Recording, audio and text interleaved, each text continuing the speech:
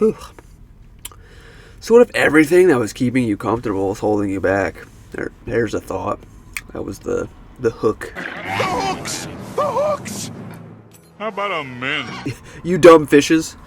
Fucking being on the other side of the content creation fucking memeing world, instead of being just a fucking a fish getting hooked in by other people's fucking baits and lures. Then I'm the fisherman now. Look at me, sure. Look at me, sure. I'm the captain now.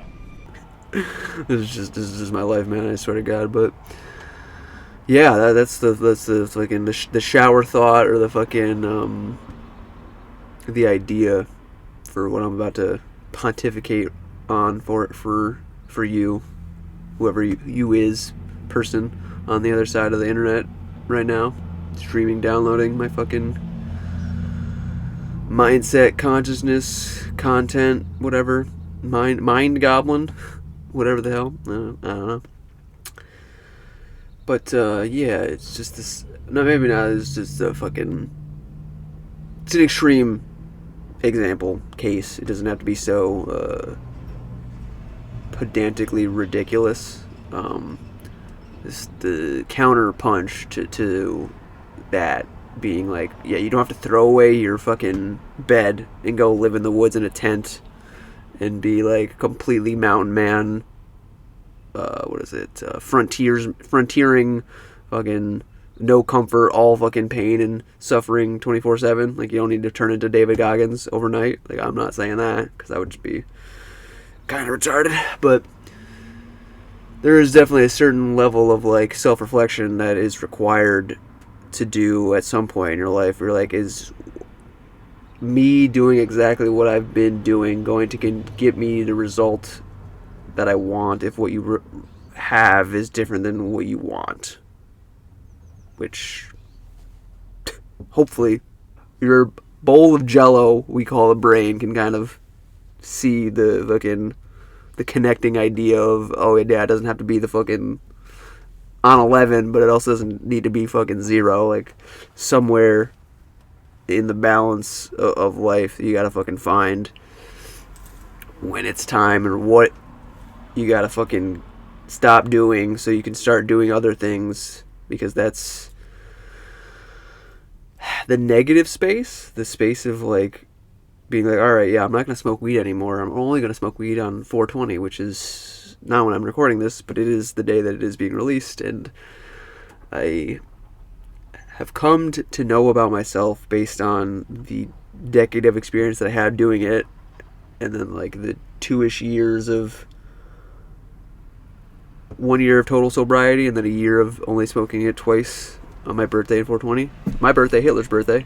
That it's like, yeah, if I'm smoking weed on a regular basis, it's usually because I'm sedating myself or trying to like forget that I have all of this ambition and drive to like want to improve my life and do more and be more and taste the fucking, sit at the table of success and enjoy the bountiful harvest that is available to all of us if we are capable of doing this thing that I'm talking about, reflecting and realizing and genuinely being like, maybe I don't need to smoke weed every day, because it just doesn't actually help. It only hurts me in the long run,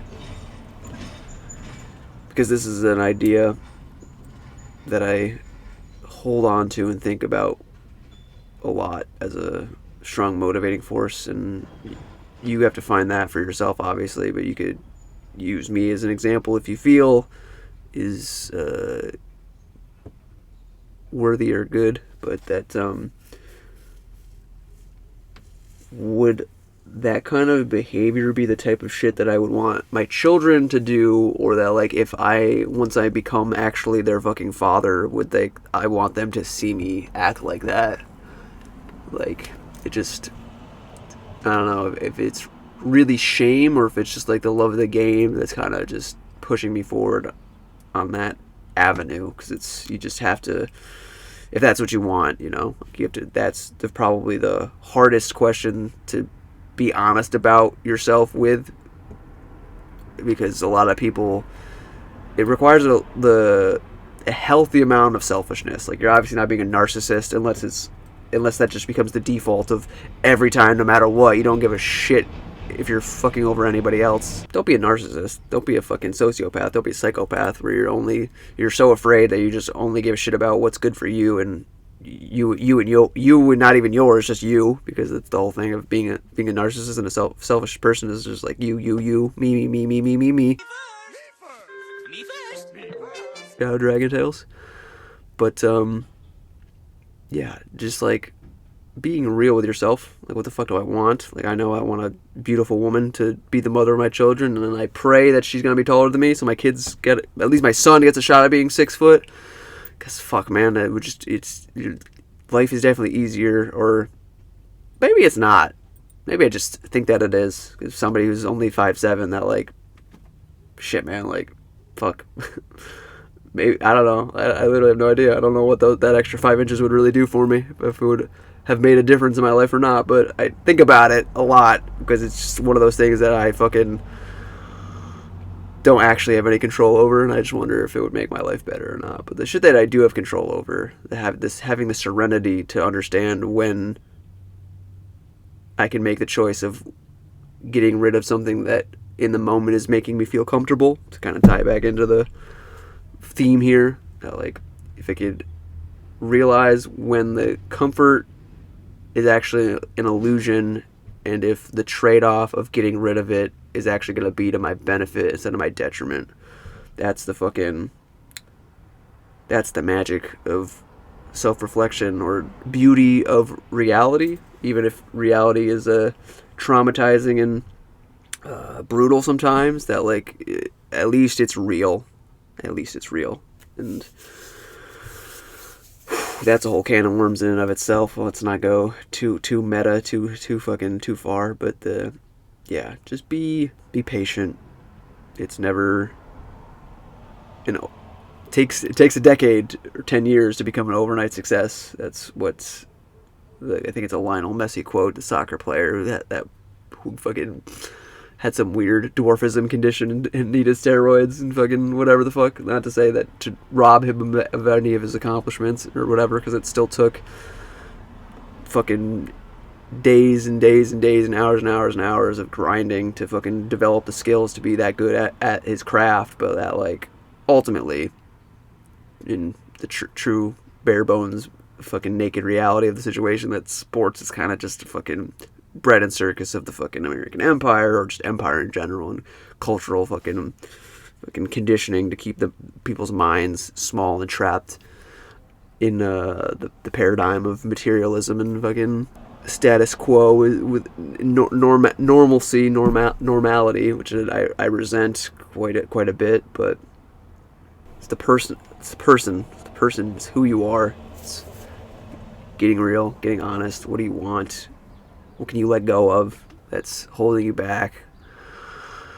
And what can you start doing once you get to that point of having let it go? What is going to take up that space and time and energy that you now have to be able to make what you want a reality? Like, creating and manifesting and getting it going and starting, and involves the stopping process of being like, I'm comfy, but is this comf gonna get me the outcome that I actually want? Like, I'm never gonna make enough money to raise children or travel with a wife, or get into the Amazon to become an ayahuasca shaman if I just stay the same and smoke weed and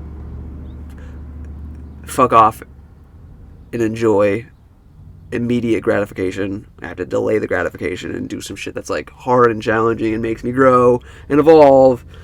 And this is just me in the moment of right here, right now. And that's obviously is going to look a little bit different for you in your life, because I don't think most people want what I want. I mean, obviously the family thing is super normal, and most people do actually want that in society, and the human race needs that to perpetuate itself into the future.